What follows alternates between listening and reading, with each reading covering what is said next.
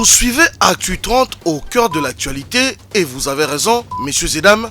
Bienvenue à ce journal dont voici les titres. Procès assassinat Floribert Chebeya et Fidel Bazana. Enfin, le verdict est tombé. C'était ce mercredi. La haute cour militaire a condamné à la peine capitale Christian Kenga Kenga, encore en cavale, 12 ans de prison ferme pour Jacques Mugabou et acquittement pour Paul Mouilamboué. Tirage au sort à la Cour constitutionnelle et départ de Dieudonné Kalouba Diboué, des réactions croisées fusent de partout. Vous en suivrez quelques-unes dans ce journal. Opposition politique vers un rapprochement Matata Ponyo Martin Fayoulou. Les deux personnalités se sont rencontrées ce mercredi pour échanger autour de la plateforme dite Bloc de l'opposition. Voilà tout pour les titres. Place au développement.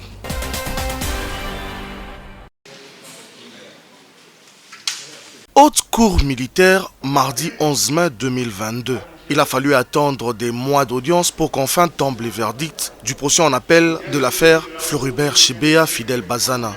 Au cours de cette audience, sur le banc des accusés, les prévenus Paul Mouilamboué et Jacques Mugabou. Sans plus tarder, les présidents de la haute cour annoncent le verdict.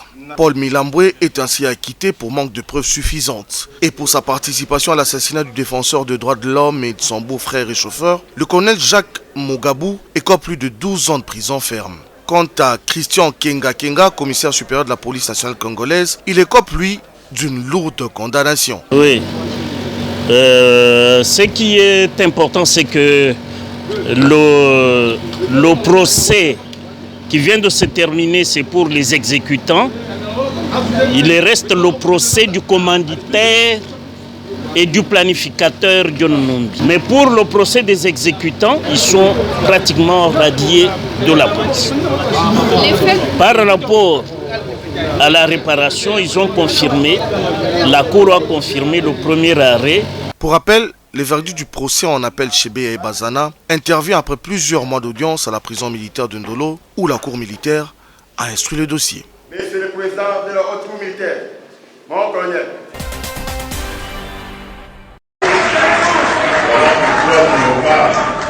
Pour faire toutes ces réformes dans la justice, dans l'armée, dans la police, et ça va venir encore.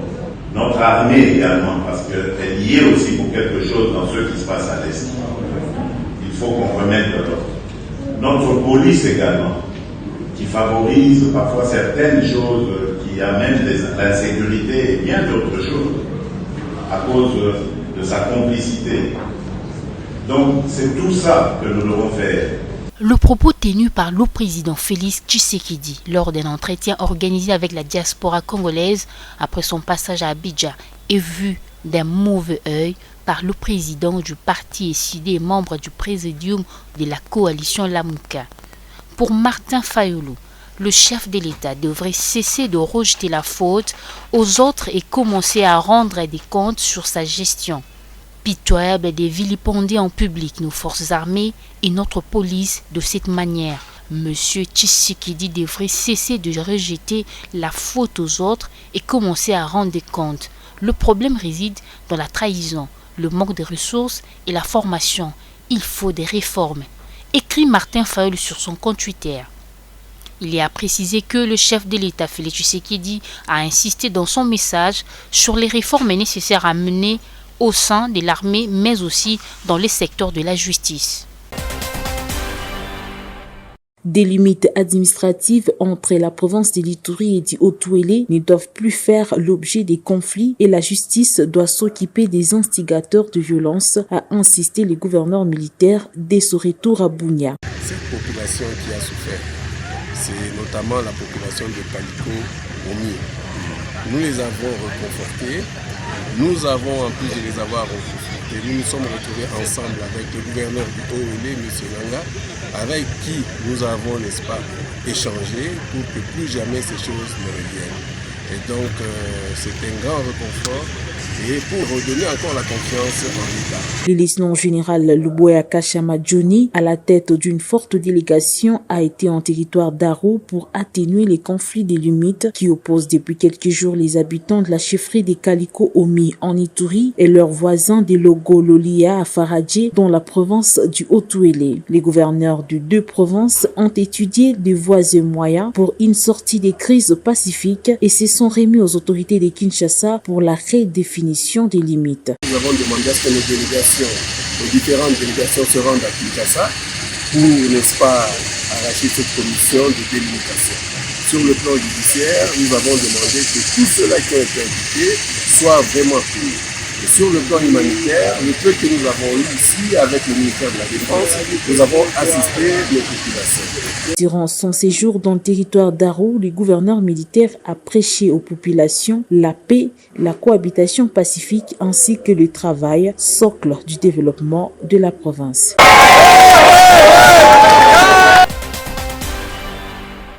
En marge du forum Mining Investing Indaba, le Premier ministre Jean-Michel Sama Lukonde et le président sud-africain Cyril Ramaphosa ont échangé mardi 22 mai 2022 à Cape Town, en Afrique du Sud. Selon Patrick Mouyaya, porte-parole du gouvernement, ces deux personnalités ont évoqué l'amélioration et le renforcement de la coopération économique entre la République démocratique du Congo et l'Afrique du Sud. Aujourd'hui, avec le président sud-africain, au-delà de liens politiques qui sont forts depuis bien des années, il est question de voir comment on peut renforcer la coopération économique entre les deux pays. C'était ça l'objet des discussions. Il y a cette idée des chaînes de valeur, de la mutualisation des efforts. Il est question de voir avec la Zambie, comme nous sommes les deux pays grands producteurs du cuivre et du cobalt, comment parler de la même voix. Fin de citation. Rappelons que le chef du gouvernement congolais a participé depuis lundi dernier au forum Mining Indaba 2022 en Afrique du Sud. Durant ces assises placées sous les thèmes « Évolution du secteur minier africain, investir dans la transition énergétique, les CG et les économies ». Sama Lukonde a présenté les opportunités d'investissement en République démocratique du Congo. Le tirage au sort des membres de la Cour constitutionnelle intervenu le mardi 10 mai suscite encore des questions multiples. Au nombre d'entre elles, celles liées à la légalité de la convocation de ce tirage. Nombreux doutes de son caractère légal. Le premier point qui consiste à un malaise et donc une irrégularité, c'est l'immixtion de l'exécutif sur le judiciaire. Le greffe a été saisi par le président de la République, par le biais de son directeur de cabinet, aux fins d'instruire le greffier d'initier cette réunion en vue d'obtenir ce tirage au sort. La deuxième irrégularité, c'est la question autour du quorum. Pour que la procédure soit respectée, il faut que toutes les normes procédurales soient respectées de façon régulière. Mais par rapport au présent tirage au sort, il faut souligner que selon les documents que nous avons vus défiler dans les réseaux sociaux, signés par les greffiers en chef de la Cour constitutionnelle, ce tirage résulte d'une instruction donnée par le président de la République. Mais est-ce que le président de la République est compétent de pouvoir donner une instruction au pouvoir judiciaire ou à la Cour constitutionnelle de pouvoir que c'est une illégalité qui est teintée de plusieurs problèmes ou difficultés. C'est une illégalité qui peut être remise en cause. Entre-temps, l'Association congolaise pour l'accès à la justice, dont les observateurs ont pris part à ces tirages au sort, ne trouve rien à y redire. Dans son communiqué, laquelle salue la procédure du tirage au sort qui, d'après elle, s'est déroulée dans la transparence et en harmonie avec la Constitution. Deux juges ont quitté la Cour constitutionnelle au terme de ce tirage. Il s'agit de Dieudonné Kalouba et Évariste Prince-Funga. La conférence de présidents de l'Assemblée nationale se réunit mardi 10 mai autour de Christophe Mbosso Kodia. Objectif, lever des options sur les modifications de certaines dispositions de la loi électorale en vigueur proposées par le G13, malgré les boycotts persistants de l'opposition. La conférence des présidents a été convoquée aujourd'hui, cet après-midi, et présidée par le président de l'Assemblée nationale, honorable Mbosso. Un seul point inscrit à l'ordre du jour, c'est la méthodologie pour l'organisation de la plénière consacrée à la levée des options sur la loi électorale. Les options sur les modifications de certaines dispositions de la loi électorale en vigueur proposées par les groupes de G13. Il vous souviendra qu'après un débat qui a pris 3 jours sur la loi électorale, le bureau de l'Assemblée nationale avait invité l'opposition parlementaire de venir déposer auprès du bureau la liste des dispositions qui requièrent les consensus en vue de permettre les échanges. Option levée, la poursuite de la réforme électorale après l'expiration du délai de 3 jours accordé à l'opposition pour déposer la liste des dispositions qui requièrent le consensus. Après 3 jours d'attente, rien n'a été enregistré. Sur ce, la conférence des présidents a décidé de continuer avec la procédure. La question de la réforme fera l'objet de la plénière programmée ce jeudi 12 mai 2022. Le Conseil national de la jeunesse dénonce ce qu'il qualifie de discrimination contenue dans l'article 13 de la loi électorale sous examen à l'Assemblée nationale. Article qui fait référence à la représentation de la femme et des personnes vivant avec handicap dans chaque liste électorale, mais sans faire mention à la représentation de la jeunesse. Devant la presse ce mercredi, le président du CNJ appelle à une forte mobilisation pour combattre toutes les dispositions discriminatoires de nature à rejeter les jeunes du processus électoral. Le Conseil national de la jeunesse exhorte leurs honorables députés, présidents et membres des groupes parlementaires d'élever dans la proposition de loi sous examen une option claire sur la participation de la jeunesse à ces élections avec un quota de 40% de sièges réservés à compétition jeune, vu sa démographie et son poids électoral. 2. Le Conseil national de la jeunesse en appelle aux jeunes de toutes les catégories et composantes, organisations paysannes, cadres et agents, chrétiens et croyants de confessions religieuses, entrepreneurs, managers, étudiants, chômeurs et jeunes en rupture avec la famille sur toute l'étendue du territoire national, de se mobiliser dès aujourd'hui comme un seul homme pour combattre toute disposition discriminatoire de nature à rejeter les jeunes de la loi électorale. La question des réformes électorales étant soutenue par les jeunes, le CNJ pense démocratiquement lutter pour la participation des jeunes au processus, mais à travers d'autres moyens plus drastiques si leurs revendications ne sont pas prises en compte. La note technique de la jeunesse n'est pas prise en compte. Nous sommes dans un pays purement démocratique et que la Constitution sur la démarche démocratique prévoit certaines dispositions de réclamer ces droits si ces derniers sont frustrés. Et j'ose croire que notre jeunesse ne sera non jamais encore fainéantisée pour cette fois-ci. Elle a déjà pris conscience et elle se met debout dès maintenant et à jamais pour amener à bon port le destin de notre cher et beau pays, la RDC. La proposition de loi portant révision de la loi électorale a été déclarée recevable à l'Assemblée nationale et les sous-examens au niveau de la commission PAJ de cette chambre du Parlement.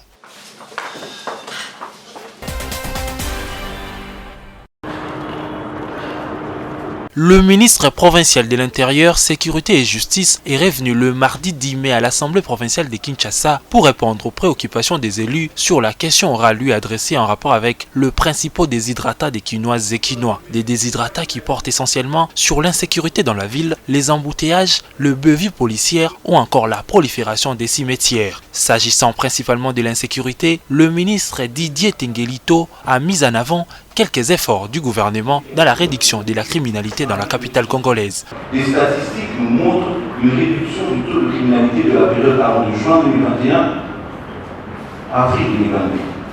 En juin 2021, nous avons recensé 367 cas de criminalité qui ont été recensés. Avril 2022, 282 cas de criminalité recensés, soit un taux de réduction estimé à 23%. À ce rythme, nous vous rassurons aux honorables députés que la sécurité des Quinoises et des Quinois reste plus qu'une préoccupation, même vitale, et que le gouvernement provincial se bat sans relâche pour l'améliorer. Au final, des recommandations ont été formulées aux membres du gouvernement Ngobila pour une bonne gestion. Il a été également fait mention de la question des embouteillages et de la réhabilitation des routes. Je pense que le projet Kinshasa Zéro Trou avance vraiment à pas de tortue.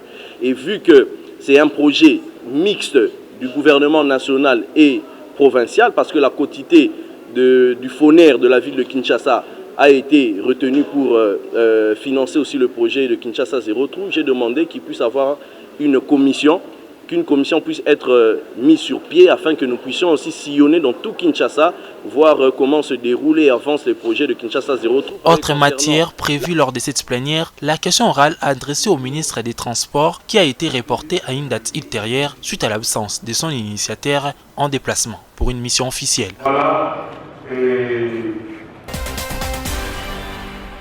Désormais membre de l'opposition, Augustin Matata Ponyo s'est lancé dans des échanges avec ses pairs, question d'harmoniser les vues. Il a été reçu ce mercredi par Martin Fayoulou, président de l'ECID et membre du présidium de la coalition Lamouka. Pendant près de 2 heures d'échange, les deux personnalités ont fait le tour d'horizon des questions liées au bloc de l'opposition en République démocratique du Congo.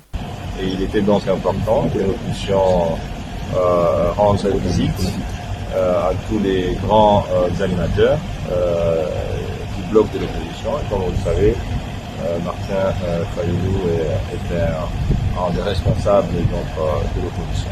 Bon, écoutez, c'est un bloc qui pour le moment rassemble disons, tous les partis de l'opposition, mais aussi des mouvements citoyens et laïcs. Et donc, je crois que nous avons aussi abordé cette question, d'autant plus que nous avons fait le tour d'horizon de toutes les grandes questions qui sont aujourd'hui gérées par l'opposition. Je le souligne, Martin, c'est quelqu'un que je connais depuis bien longtemps, on a d'excellents rapports et donc c'est une sorte de retrouvailles. L'ancien Premier ministre Matata Ponyo a lancé dernièrement son parti politique Leadership, Gouvernance et Développement. Matata Ponyo a été par la même occasion désigné candidat de son parti à la présidentielle de 2023. Au PPRD de Joseph Kabila Kabange, on dément la tenue d'un congrès pour faire partir Emmanuel Ramazani Shadari de son poste de secrétaire permanent du parti. Pour Papi Mbao, secrétaire national en charge de la mobilisation et propagande, sa formation politique tiendra plutôt un congrès incessamment pour présenter son candidat à la présidentielle de 2023.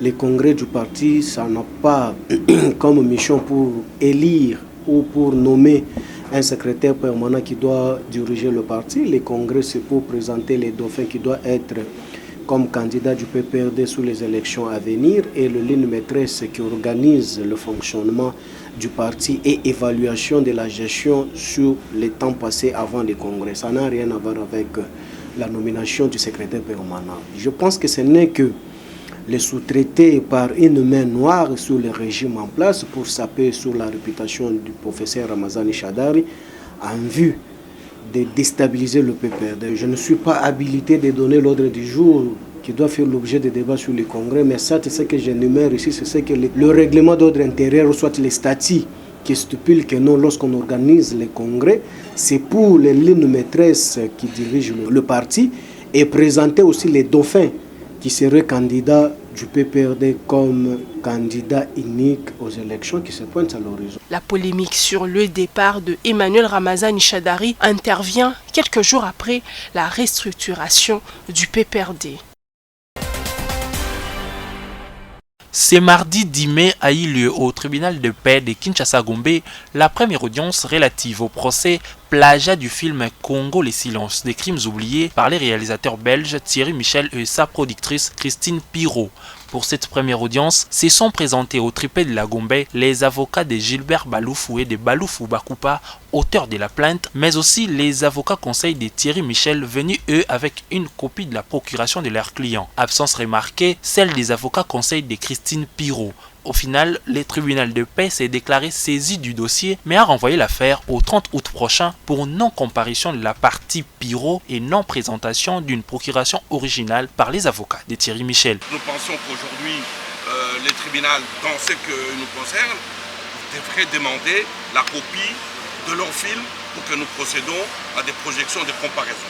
Ils sont arrivés au tribunal sans mandat, prétendant avoir un mandat dans un téléphone. Donc je pense qu'on doit respecter la justice congolaise, et surtout par nos avocats.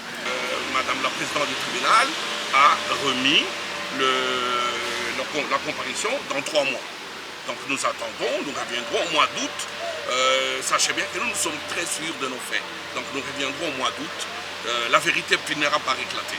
Les réalisateurs belges Thierry Michel et sa productrice Christine Pirot sont accusés d'avoir plagié les films de frères Baloufou dans leur métrage sorti en 2021 intitulé L'Empire du Silence. Devant la presse il y a quelques jours, Gilbert Baloufou avait d'ailleurs déclaré que Thierry Michel était allé jusqu'à copier les synopsis de son film sorti depuis 2015.